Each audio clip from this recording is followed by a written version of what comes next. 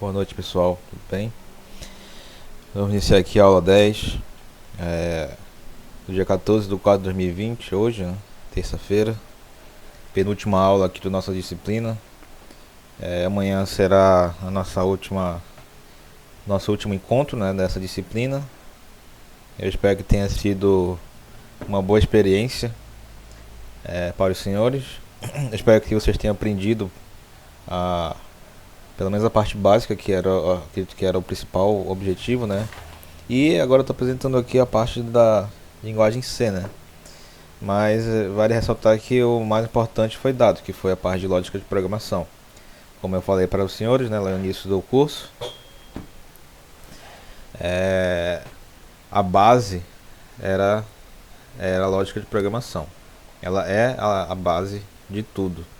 Sem ela não é possível você caminhar tranquilamente aí nas linguagens de programação, né, que vocês irão aprender aí no decorrer da vida profissional de vocês, né?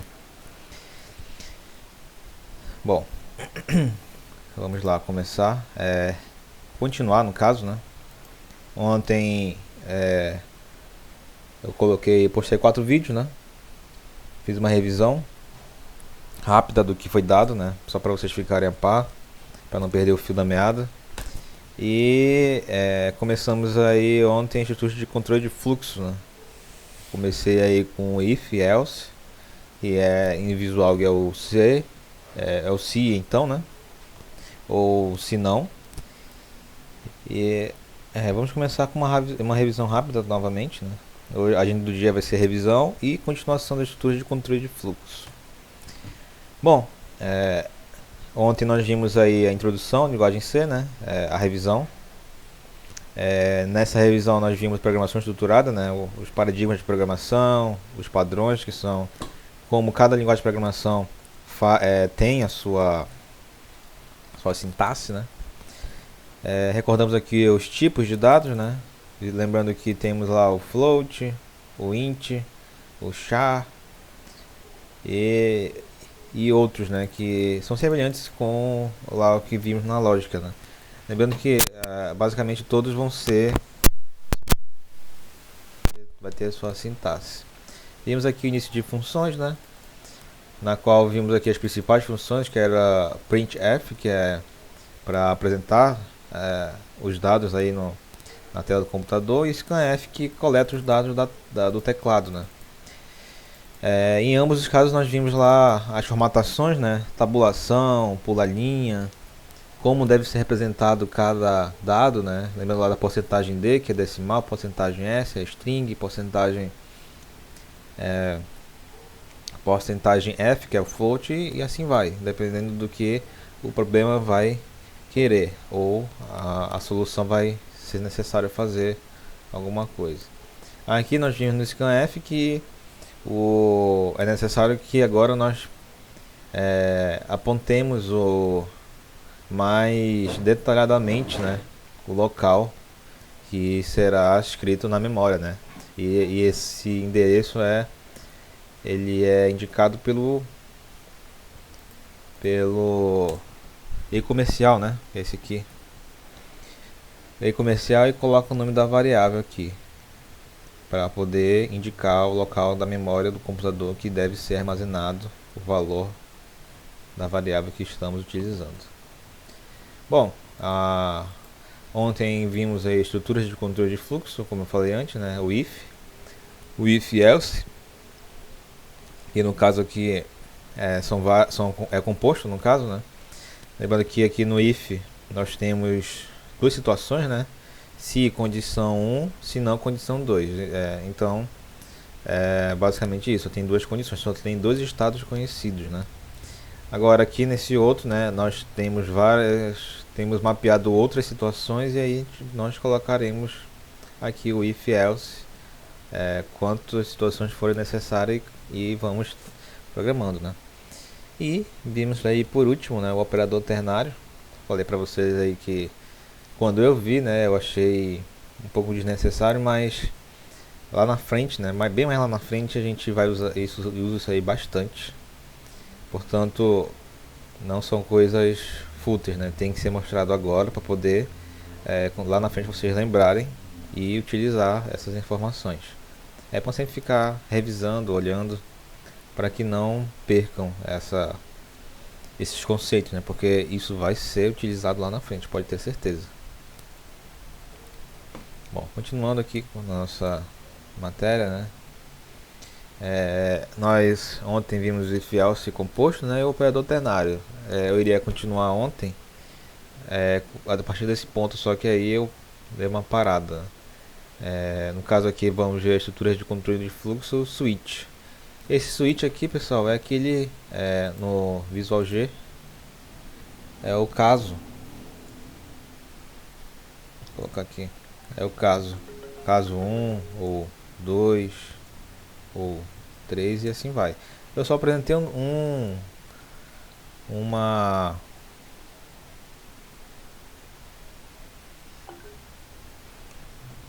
eu só fiz aí no caso um exemplo, né?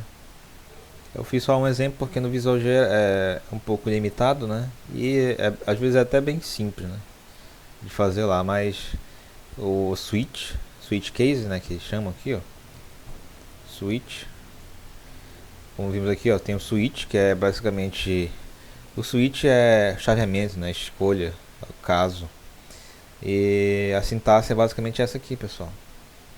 Switch, que é a variável, no caso é a variável que nós forneceremos aqui, e tem os casos, caso constante 1, sequência de comandos, break, como eu falei anteriormente, né, isso daqui é um bloco de programação, ó. Nós digitamos aqui a variável, né, e ela vai cair dentro desses casos aqui. Aí se for caso 1, ele vai fazer uma sequência de memória, uma sequência de processamento, e ele vai parar aqui. Quando ele vê o break, ele para e vai lá para o final e vai fazendo, pessoal. Essa estrutura aqui é muito importante lá no Arduino. Nós veremos aí na próxima disciplina do módulo microprocessadores que essa estrutura aqui vai ser bastante utilizada e ela é muito importante lá, por conta, eu comentei ontem, por conta da memória do microprocessador, que é limitada, e dependendo de como a gente use, a memória pode encher mais rápido do que o normal, e utilizando essa estrutura de dados aqui você consegue utilizar o máximo da memória do microcontrolador e consegue fazer coisas mais bem elaboradas no Arduino. É bem interessante, nós veremos aí alguns exemplos, mas é basicamente isso, pessoal. Lembrando que a estrutura, né, é basicamente isso aqui, ó. Temos aqui um primeiro caso, né, segundo caso, e tem esse default, que é como se fosse o senão do if. No caso aqui, é semelhante com o if else, porque temos aqui se for esse aqui, acontece isso, então isso, se não, vai para o próximo caso, se não, vai para o próximo caso. Só que aí vai chegar numa situação que não vai ser nenhum dos casos, né, que nós mapeamos, e vai ser o último caso, né, no caso, e vai ser apontado por esse default, beleza? Mas a estrutura é basicamente essa, e no último caso, default e sequência de comando do mesmo jeito, beleza? Continuando aqui,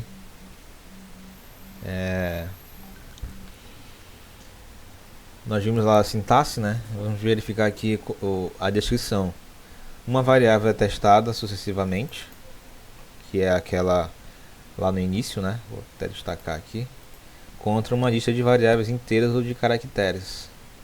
A gente vai entrar com a variável e ele vai passando a cada constante aqui, como eu falei anteriormente, e verifica se há uma igualdade. Se tiver igualdade, ele vai fazer o bloco de comandos que está no caso 1, 2, 3 ou 4 ou 5, e assim vai. Depois de encontrar uma coincidência, o bloco de comandos é executado.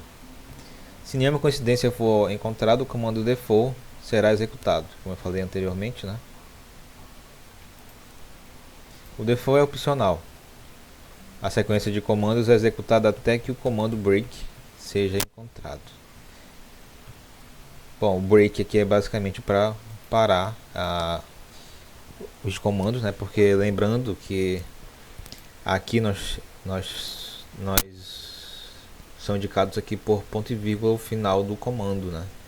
Temos aqui o break e ponto e vírgula. Notem que dentro do case, dois pontos, ele vai fazendo a sequência de comando. Dentro da estrutura de comandos pode ser o if else, pode ser um loop, pode ser qualquer tipo de programa, dependendo da necessidade. Beleza? Continuando, pessoal, tá aqui nós temos o primeiro exemplo aqui. Como foi feito antes, né? Ontem. Bora dar uma olhada primeiro para entender o que está acontecendo. Bom, aqui nós temos a nossa main. A main, vocês lembram que é a função principal, ela deve ser utilizada em todos os programas em C. Esse abrindo colchete aqui, ele representa o início do programa. Aqui temos a nossa declaração de variável, é um char, ou seja, um caractere X. Aqui nós temos o printf, que quer dizer que ele está mostrando para a gente na tela que as opções, né? Printf 1 é inclusão, contra barra n pula linha, né? Printf 2 é alteração, pula linha. Printf 3 exclusão, pula linha. E então ele entra aqui printf, que ele vai apresentar na tela logo em seguida, né? Digita a sua opção. E a gente vai ter que, no caso, fazer uma dessas três aqui, digitar 1, 2 ou 3, para poder ele fazer os comandos. Bom, X vai receber o getChar, pessoal. O getChar é a coleta de dados pelo teclado também. É uma função também que nem o scanf, o printf, só que ela pega um caractere do teclado, da mesma forma que o scanf. Beleza? Poderia ser feito de outra forma? Sim, mas o exemplo aqui ele resolveu utilizar essa outra função aí que também tem a mesma, basicamente o mesmo princípio lá do scanf. Beleza? Nós não vimos, né? Porque eu me concentrei no principal, o printf e scanf, mas no decorrer dos comandos, né, a gente vai utilizar outros aí e a gente vai pesquisar na hora e verificar para que serve, qual é a melhor qual é a melhor lógica, qual é a melhor alternativa. Beleza?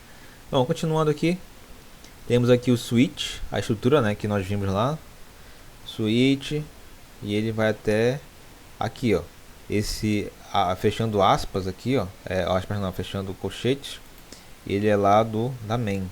Eu vou tentar pular uma linha aqui só para ficar melhor. E deixa eu só fazer aqui isso aqui. Lembrando que isso aqui é importante fazer, né? Eu comentei. Ó, na mesma direção agora. Bom, vimos aqui que a estrutura do switch está aqui, ó. E vamos ver o que é que ele vai fazer. Switch x, porque é a variável que nós vamos entrar, né? Pode ser 1, 2 ou 3, ó, aqui. Vai abrir aqui o colchete novamente, que vai inicializar aqui o switch. Se nós digitarmos 1, ele vai fazer escolher a inclusão, pula linha, break. Tá aqui o primeiro caso, se eu escolher 1. Se eu escolher o 2, printf, escolher alteração, break. Estão vendo? Aqui dentro está o comando, a sequência de comandos e o break. Caso 3, printf, escolher exclusão, pula linha, break. E o default, né, que quer dizer o último caso, né, fora desses três aqui, printf é opção inválida. Ou seja, qualquer coisa que eu escreva aqui depois, diferente de 1, 2 e 3, ele vai dar a opção inválida porque não está mapeado, né? Por isso que tem que ter, ele se preocupou em escrever, né, quais são as opções. Entendido isso aqui, pessoal, vamos fazer uma teste lá no nosso compilador online, né? Eu ainda não defini ainda não defini uma ferramenta, mas eu acredito que é melhor ficarmos por enquanto com essa aqui, porque não vai ocupar a memória de ninguém. Logicamente que a gente perde em performance, né? Porque é uma ferramenta virtual, mas o interessante agora é nós verificarmos o código rodar para poder ficar mais aceitar, né, o que está acontecendo e entender o que está acontecendo. Bom, vou substituir aqui, ó. Lembrando que essa aqui é uma biblioteca. Vou colocar aqui biblioteca padrão do C. E vamos botar aqui para o código aqui do exemplo, né? Eu vou arrumar aqui, pessoal, porque é importante sempre arrumar isso aqui para não ficar bagunçado, ó. Vejam que temos aqui o início, ó, o fim do programa. Temos a declaração de variáveis e o switch. O switch eu vou fazer o seguinte também. Vou dar uma recuada para ficar mais organizado aqui também. Isso aqui, pessoal, é importante para poder nós sabermos o que está acontecendo. Ó, vocês verifiquem que ele mostra aqui, né, visualmente os inícios e o fim. Ele faz a ligação, ó, do início e fim do switch. Outros programas eles faz isso mais detalhadamente ainda. Eles demarcam tudo aqui para poder ficar melhor, né, pessoal? Assim, aqui só tem 35 linhas, 34 linhas aqui de código. E imagina se tivesse 1000 linhas, 10.000 linhas, como é que seria isso, né? Ia ser uma confusão muito feia. Bom, eu já expliquei como era o código, né? Vamos rodar. Bom, ele rodou, ó. Digite a opção. Eu vou colocar 1 e ver o que acontece. Bom, tá aí, ó. Digite sua opção. Eu coloquei 1. Escolheu inclusão. Vou colocar o 2. Escolheu alteração. Vou colocar o 3 agora, pessoal. Escolheu exclusão. E vou colocar um número diferente que não tem, né? Vai dar opção inválida. E assim nós temos aqui o nosso switch aqui. Os exemplos, né? Valeu.